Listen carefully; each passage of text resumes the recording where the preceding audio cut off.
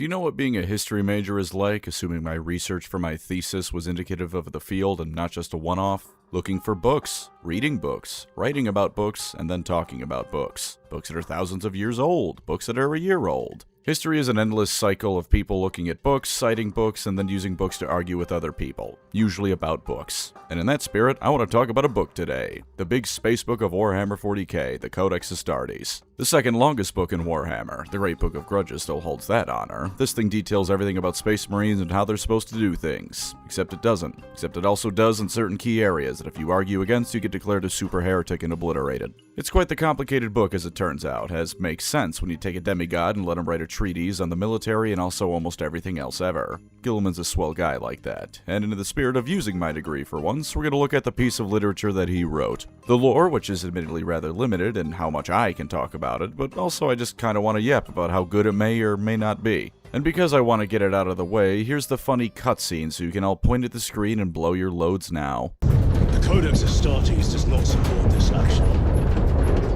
But before I begin on Space Marine stuff, would you like something completely out of left field? Because if so, then here's Adam and Eve, the sponsor of this video. Adam and Eve makes only the finest of adult toys on the market today. Toys for men, toys for women, toys for whatever bits and bobs you might happen to have down there. If you want some excitement for the more private parts of your life, you can find something just for that sort of deal here. I cannot show you these because YouTube would have my head, but I assure you this incredibly pixelated image is full of all sorts of neat toys. Have any issues or something go wrong? Not to worry, there's 24/7 customer service just to give you a hand. Something still not quite right? Well, not to worry at all. There's a 90-day hassle-free return policy. Just send it on back if there's issues to be had. Worried about the neighbors seeing how you spend your free time? It's a good thing there's totally discreet shipping, so no one's gonna let you know what makes you go bump in the night. And since they've been in business for over 50 years, you can rest easy knowing they know their stuff. 50 years of service is quite the legacy, and they've kept it going long and hard. To get yourself a little something, there's something just for you down below. Click the link in the description and pinned comment, or go to adamandeve.com and use code PANKURUS for 50% off one item, plus free shipping in the US and Canada, plus free rush processing. Some exclusions apply.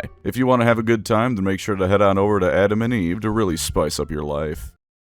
Now then, Spacebook says this is bad. Some background first, because as it turns out, massive and era-defining pieces of literature tend to not just show up out of a vacuum. Nothing in history has really shown up out of a vacuum. That's how cause and effect works. Picture this, the year is 13M31, or however saying the imperial calendar works. For some reason that always gives me trouble. Horus had just finished harassing all over the place, but was resoundingly defeated. The traitors were mostly beelining it towards the Eye of Terror, and were shortly to be helped along by the scouring the Loyalists did on them to make sure their blighted presence was dealt with permanently. Not quite successful on that front, but I'd say locking someone in hell for 10,000 years before they BS their way into making hell split the galaxy in half is a good enough showing of things. You'd think for the Loyalists all would be well in this situation and that the day would be won, a real good guy's victory, as much as anyone in 40k is the good guy, of course. That was not the case, as you're no doubt aware, though. The Heresy is the prequel for Warhammer 40k, something I think those insane madmen I've met who say they'd get rid of 40k in favor of the Heresy would do well to remember. These people exist, believe it or not, but moving on from those freaks, yeah, it was a rough time for the Imperium. Horus had taken roughly half of the military with him, and that isn't even including casualties the Loyalists took. Had the Great Crusade not wiped out basically every proper threat against the Imperium, it would have been immediately conquered, because while I can't give you exact numbers, I'm gonna hazard a guess and say about 70% of your armed forces turning traitor or dying does not make for a secure empire. This isn't even counting the fact that the Imperium's infrastructure could charitably be said to be annihilated, though while that played a part in this, those kinds of reform and government concepts would be handled outside of the Codex itself. This is a Space Marine video largely, so the concept of people unscrewing what Horus did to the Imperium at large is saved for another time,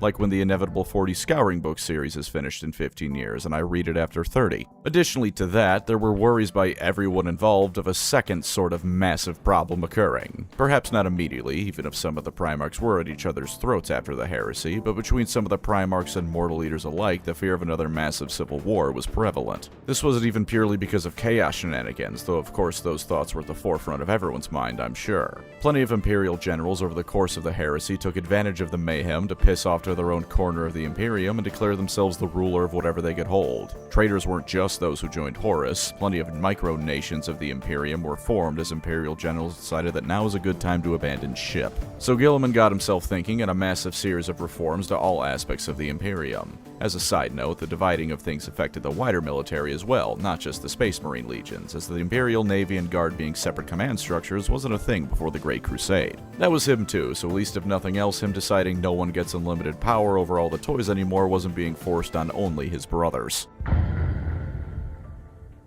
The Codex Astartes itself is a monstrously large book, to the point that even the Ultramarines themselves don't know the entire damn thing. They'll know the gist of the contents and will have certain segments memorized, and the overall aspects will be followed as there are various parts of it that are mandatory for Space Marines, but the entire thing is beyond even them. Which incidentally means one bit of Tau lore even I find kinda dumb is the Tau apparently being able to crack the entire thing and use it to predict Space Marine actions, though on the other hand, they have computers and AI, and that could have also been a group effort going into it.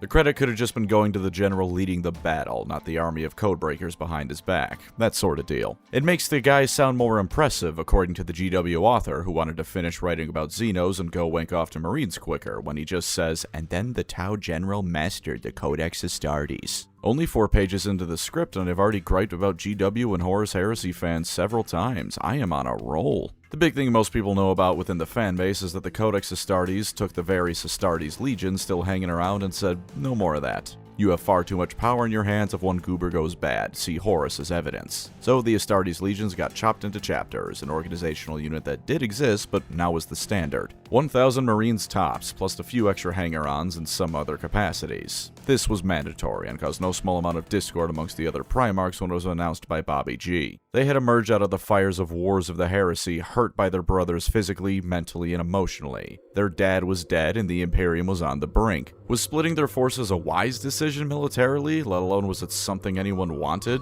According to many Primarchs and Legionnaires who saw the Blueberry Supreme who spent most of the Heresy jerking off in a corner say they're not allowed to hang out with their brothers anymore? No, it was neither wise nor wanted. An Imperial Navy cruiser even fired on an Imperial Fish ship because things got so heated and civil war was nearly sparked. But eventually, almost everyone came around to it to some degree. Some of the legions involved had so few Marines left that splitting into chapters hardly mattered, such as those involved at the Dropside Massacre. Others were convinced somewhat more traditionally. And some legions were the Imperial Fists and Rogel Dorn, who threw themselves into the Iron Cage in what for Fist fans was a mix of a final send-off to the Legion and a mental tempering of their spirits, and who non-Fist fans say was a colossal waste of time and lives. They accepted the Codex after that fun affair. Getting into specifics, the way chapters are divided is the mandatory and forced way the Codex is authorized. You get yourself 1,000 Marines per chapter, and then all of the command staff that comes with a chapter. This means that a full-strength Space Marine chapter is sitting at around a little over 1,000 Marines, plus mortal auxiliaries and serfs, which are not counted. No reason for them to be, after all. Those aren't Marines. The chapter is then divided into 10 companies. The first company consists of the chapter's veterans. These are the Marines that have seen potentially centuries of action, and no doubt have millennia worth of experience when put together. They're also the ones that are allowed to wear Terminator armor, though unless I'm mistaken, that specifically wasn't something Guilliman ordered. That's more of an earning your keep sort of deal. You gotta prove you aren't a real shitter of a Marine before they let you drive the human-shaped tank. The second to fifth companies are the battle line companies. These are the Marines deployed to the thick of the fighting and make up the bulk of a chapter's force when invading somewhere.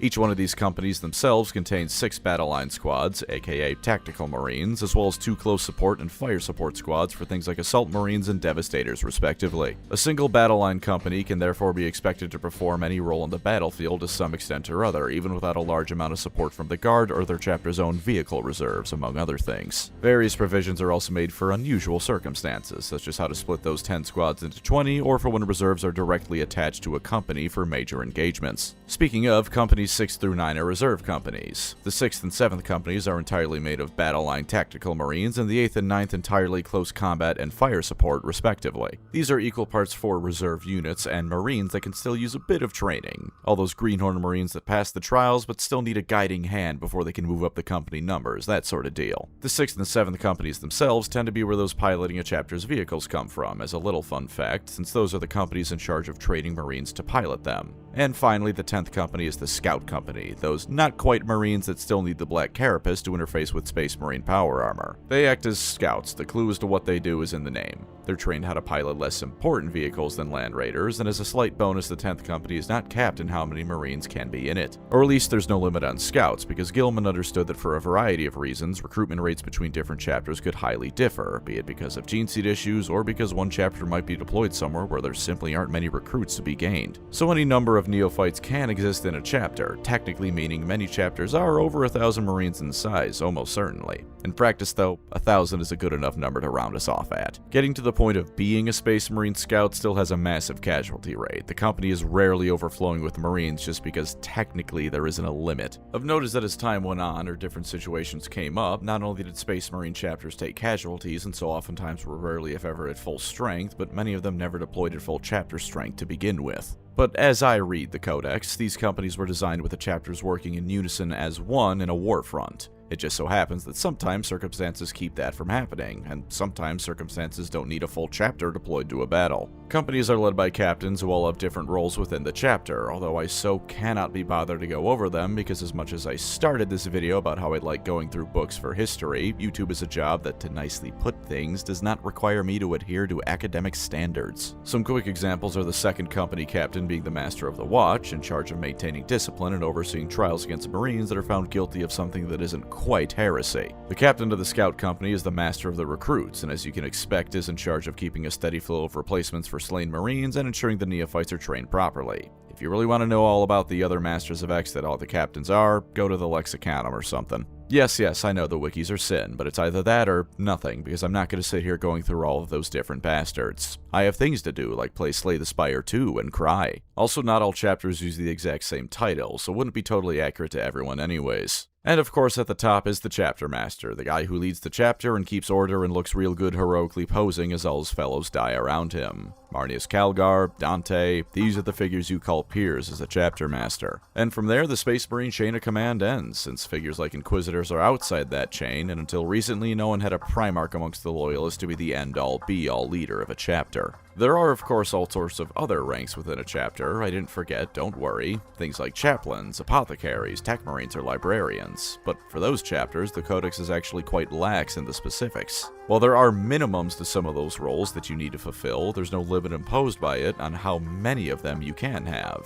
In practice, those are limited in number for much more mundane reasons than an ordained executive by a demigod to keep everything decentralized and limited. Training all of those is time-consuming amongst a whole load of other problems. Tech Marines have dual loyalties to Mars, and either way, sending off your entire chapter to become one of those is a pretty wasteful use of time.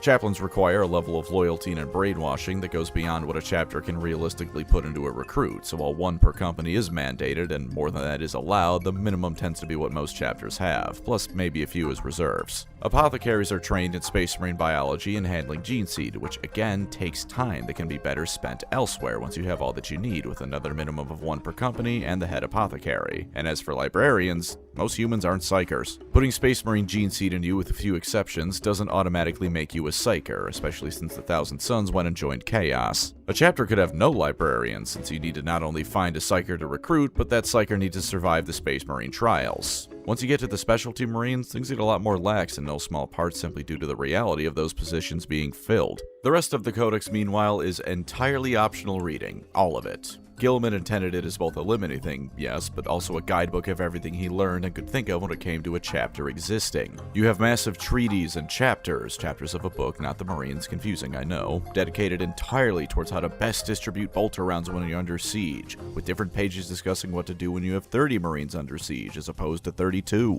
You have chunks of the book dedicated towards rationing and food, not just for the Marines themselves, but mortal auxiliaries, since even during the Great Crusade, Space Marines worked alongside mortals frequently enough.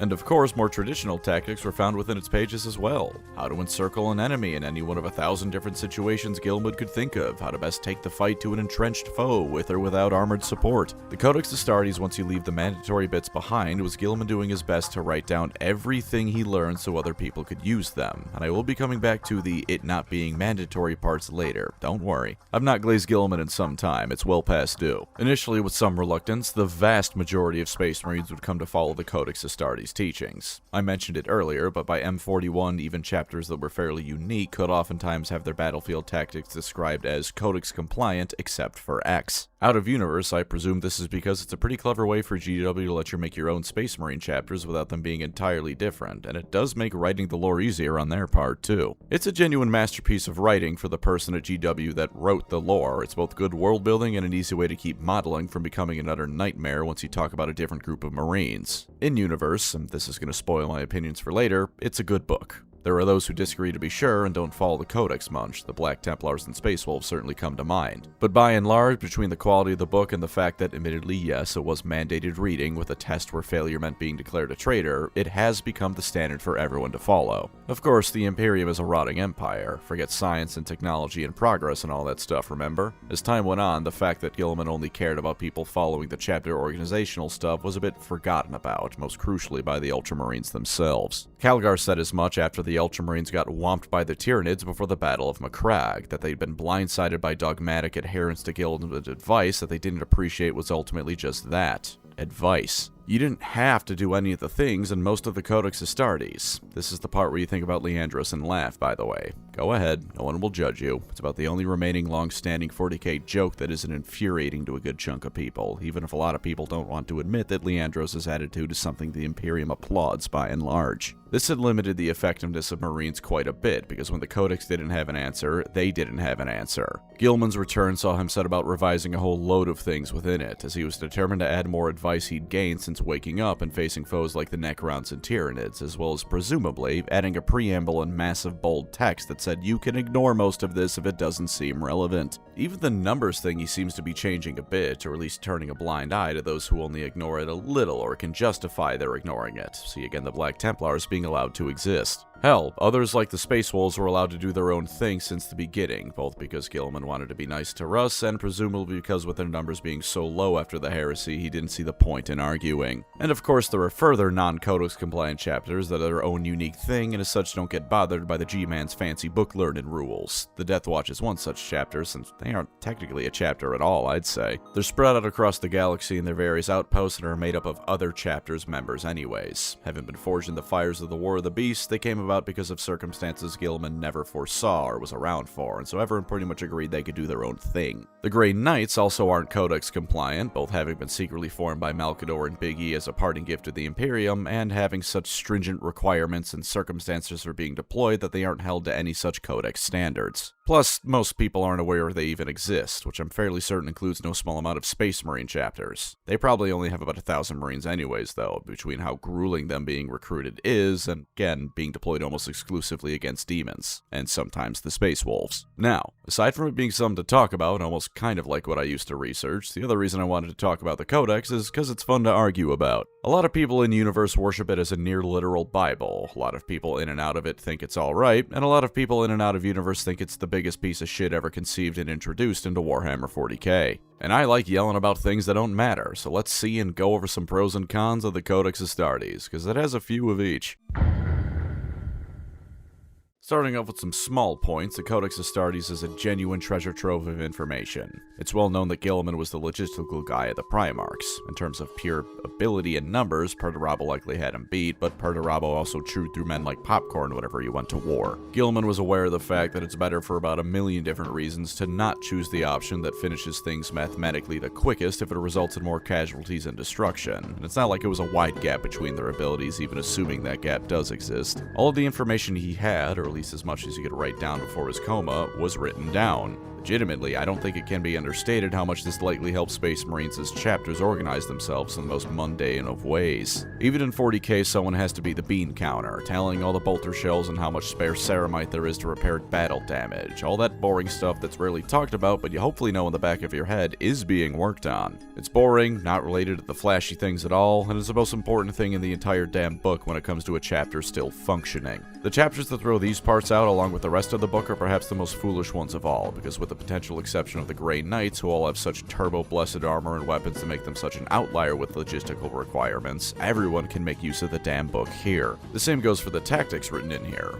Gilman was a Primarch. All of them were designed to be good at war because they were the Emperor's generals. Both before and after Perpetuals were added and they became replacements for his old friends, the Primarchs were designed with war in mind. Gilman was one of the more generally of the Primarchs, being excellent when in charge of a campaign as opposed to being designed for something more specific or esoteric like Corvus Corax or Magnus. He was experienced on top of that too, with centuries of campaigning during the Great Crusade and the Heresy as well. You could safely assume he knew what he was talking about when it comes to a large amount of the tactics in the book. No one knows everything except for Kairos Fateweaver in this setting, but Gilman did his best to showcase everything he knew and so others could benefit. If there was a scenario that the Codex had an answer for, it was almost certainly a damn good answer. The decentralization of power it and his other reforms brought about are also something I think deserve more credit than just keeping people from rebelling with half the military again. That's a big one too, but that's a lot easier to discuss quickly. Couldn't take half the army with you if you went bad even as a War Master or Lord Solar. It's that simple. The thing about decentralizing power, however, was that it genuinely made more sense for what the Imperium needed at the time, especially Space Marines. The great days of tremendous battles like the Great Crusade were over. No more Rangda to be a massive threat. The Orcs had largely been quelled for now. The Eldar were still reeling, so they weren't exactly in a position to do much, even if Eldrad was going hard in the paint throughout the Heresy. The Xenos had been hit hard, and Chaos had blown its load in the Materium and had to go settle down for a while. There wasn't much going on outside the Imperium in terms of massive threats to it, so the massive legions were a drain on the resources that smaller chapters would much more be able to maintain. Go out, do your own thing, and take care of yourself, and when it comes to threats, again, no one needed a legion anymore. Smaller forces would do and were cheaper and quicker to respond. The Imperial Guard was an endless horde of men that is largely deployed in defensive manners, because while the Imperium had been expanding since the Great Crusade, the bulk of it had been finished. Yes, a guardsman is weaker, but defending Imperial-held worlds doesn't need super soldiers. That's a waste of them. I know the Imperial Fists are the fortification guys, and they do it well, but realistically speaking, a guardsman can sit behind a machine gun nest or launch an artillery shell just as well as a Space Marine can. But as several hundreds and eventually 1,000 or so chapters 1,000 strong each, those super soldiers worth a dozen of the common men each at the minimum can be everywhere responding to threats of that level. A small orc wa can be dealt with 1,000 marines, and that leaves the vast majority of others free to respond to their own threats that crop up. The legions of old weren't needed anymore because the galaxy had been conquered. And when threats of that scale do come up, deploying the Guard to combat the main enemy force while the Space Marines rush in to destroy the most important forces, such as the leadership, works just as well, if not better, almost every single time. The Codex also helps with coordination when Space Marines do interact. There's no need to worry about coordinating battle plans or using different systems for organization and whatnot. Everyone's operating on the same base level, even if a few can be scribed as Codex compliant but X, like I said before. Who do I go for when I need weapons? Find the master of the arsenal and he'll point you to it. Who's in charge? The chapter master, same as everyone else. How do we go about organizing munitions and planning our assaults for this campaign? Break open the Codex Astartes to the chapter on that stuff. You all have it, you're all at least passingly familiar with it. There's no need to worry about trying to figure out different names and cultures and crap like that, which is something Space Marines already have enough of without using different basic systems of doing shit. Everyone's operating out of the same playbook, and you can go from there. It also has some easy enough ways to bend some limits and/or doesn't even have limits. Are you always on crusade? Well, those numerical limits don't apply to you because you're in the thick of combat constantly, so you can waive the limits for a bit in the name of ensuring you don't run out of men. Black Templars, once again. For some reason, do you have an excess of Psychers in your chapter? Codex doesn't care. Good for you for having extra Space Wizards, and sucks to be you for having to manage those. It gives Space Marines plenty of ways to do their own thing because Gilman was well aware of the different specialties of the legions. It doesn't hamstring how a Space Marine operated necessarily, especially if someone was willing to get creative. Plus, again, there's no limit on how many mortal serfs and auxiliaries you can have. Cart around a private army with you alongside the Astartes proper, who cares? Although, admittedly, I wouldn't be surprised if that was because Gilman didn't want his Ultramarines to lose control over Macragge, but hey, it's still a good thing, I'd say. And that leads into perhaps the ultimate good of the Codex Astartes. Most of it wasn't mandatory, and really I think organizing chapters based on the Codex's standards probably wasn't all that needed so much as everyone just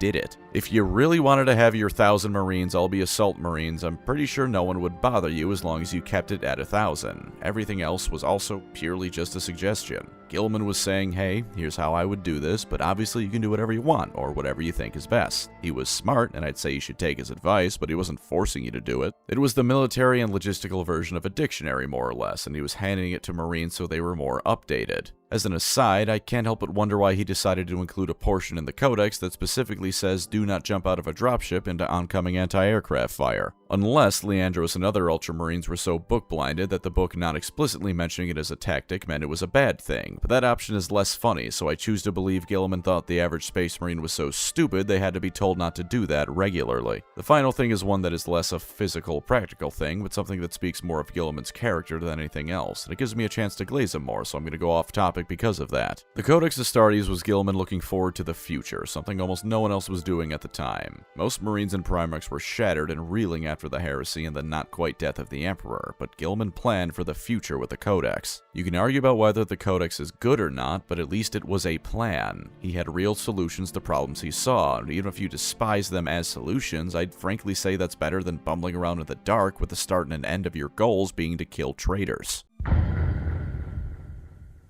Alright, as much as it pains me to badmouth the greatest Primarch of them all, and yes, I capitalized the first letters in that title, it wasn't a perfect book. Gilliman wasn't a perfect Primarch, just the best of them. Not that there was much competition for the title because everyone else sucked, and yes, I am including Sanguinius, he has literally cursed DNA. The first problem is the whole splitting up thing. Truly I meant it when I said that rarely are situations called for when you need a Space Marine Legion, but when you do need one of those, there's not one to be found. You have 1,000 Marines, and a problem that can't be solved by 1,000 Marines is probably one that's going to mulch through more than 2,000 Marines. Tyranid Hive fleets, Necron dynasties, the largest Orc Wars, and of course Black Crusades. Space Marine chapters are not suited for dealing with threats of that scale. They are at best suited to delay them with alpha strikes on important targets before they can be caught, in the best cases cutting the head off the snake and leaving the enemy confused while the guard eventually pours in and finishes the job. Now that criticism should be tempered with the fact that these wars can and have been fairly regularly halted by massive gatherings of Marines happening anyways. The War of the Beast had the Imperial Fist coming together for the last wall, with some help from Eldrad of course, and the various other conflicts have had multiple chapters come together to deal with the threat. But the problem is that the decentralization worked a bit too well.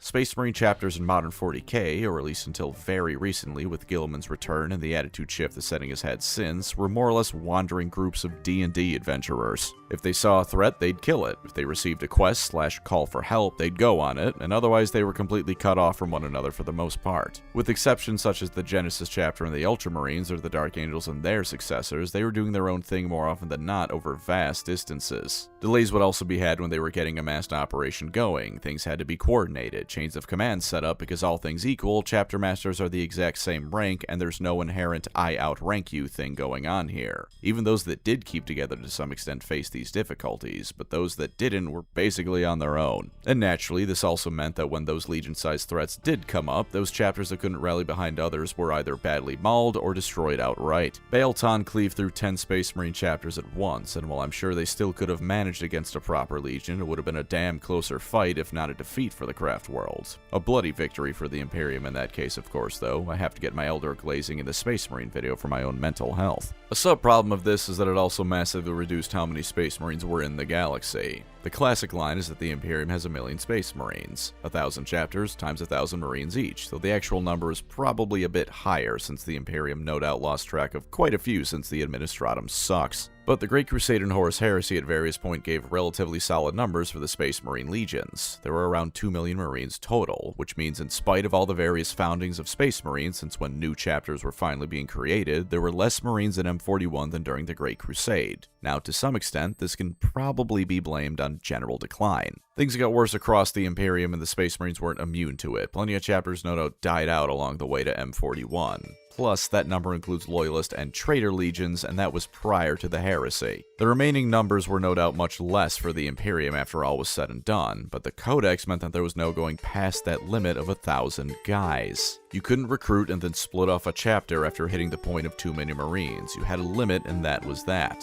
This meant that the Imperium Space Marine forces were halved, and the Codex is likely at least partially to blame for it. Two other problems spring out of that main one as well. A very easy solution is that the Space Marines could coordinate much more effectively with the Inquisition's Ordo Astartes, which is in charge of overseeing Astartes operations and keeping tabs on them. Yes, that order was very much operating in a are they secretly heretical police sort of way, but they could also, and probably happily would, coordinate efforts between Space Marine chapters when the time called for it. Have an Inquisitor in a general region give updates to the various Space Marine chapters on general going-ons, and when a big threat comes along, they can go to him and say, hey Inquisitor fella, can we unify and go stop that enemy? I'd be willing to bet that more Inquisitors would say yes than no if the threat was truly pressing. It would be approved, and then everyone goes to beat up the Xenos or demons and go their separate ways afterwards. But the Space Marines are far too egotistical to allow that. No mere mortal can tell them what to do, that's ridiculous. I have the DNA of a man-child demigod who is great at one thing and astoundingly average at best at everything else. Why should I listen to a normal person? The Codex indirectly forced the Marines to have to play nice with others if they want things to go well on a large level, and Space Marines are almost all pricks, so that's not happening. Some of this bitterness comes from the fact that, ultimately, the High Lords have control over the creation of new Space Marines. Why did the numbers shrink from their height? The High Lords didn't approve of enough foundings to replace them. That was largely it. I would presume this created some of the bitterness preventing the Marines with working from, say, the Ordo Astartes, but the High Lords' fears over the Marines once again turning traitor reduced their effectiveness in a much more physical and quantifiable way as well. Less Marines than ever before, even though there's almost no way the Imperium couldn't have produced as many Marines as there were in Legion times. Yeah, the capability of the Imperium was vastly reduced over time, but early on after the Scouring, I'm sure they could have brought the numbers back up.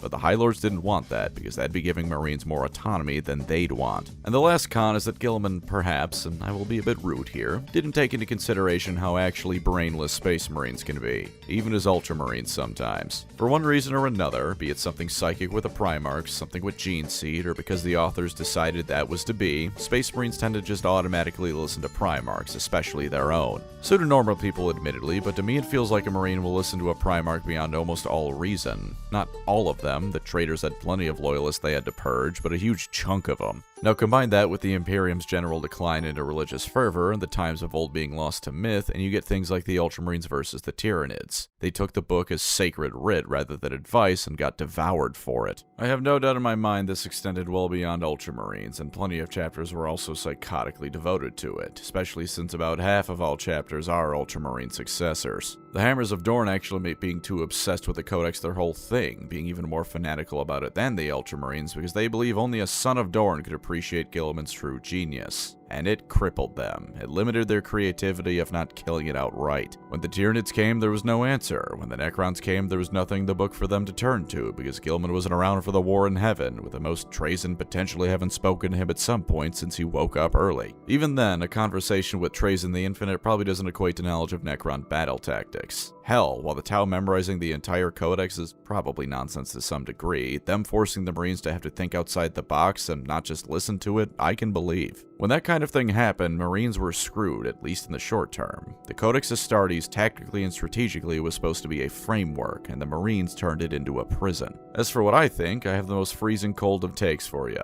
I like the space book. I think being Leandros is bad. Thank you for coming to my TED Talk. I have some Slay the Spire 2 and Crying to get to now, so I believe I'll be ending the video. I like to call it Slay the Crier 2. I'm real clever like that. Thank you as always to my wonderful channel members. You are the Codex Astartes to my Space Marines, guiding me in ways that are so vast and comprehensive I can never hope to understand them all. If you'd like to support the channel, feel free to subscribe or become a member. Either way, thank you for watching and take care out there.